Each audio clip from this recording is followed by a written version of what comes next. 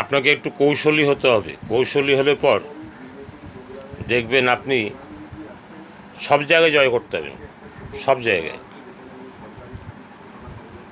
যেমন আমরা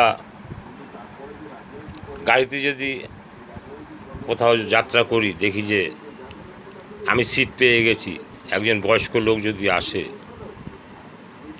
তাকে আমরা তো জায়গা করে দিই বসার জন্য, এটা কর্তব্য। তাহলে এই কর্তব্য যদি আমরা পালন না করি, আবার অনেক চালাক ছেলে আছে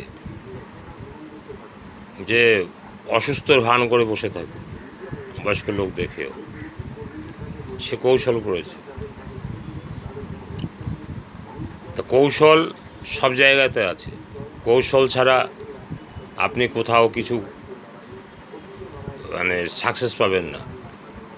যদি আরাম পেয়ে বসে যেতেই হয় তাহলে আপনাকে কৌশল করতে হবে, আর যদি বয়স্ক লোককে সম্মান দিতে হয় তাহলে একটু কষ্ট করতে হবে।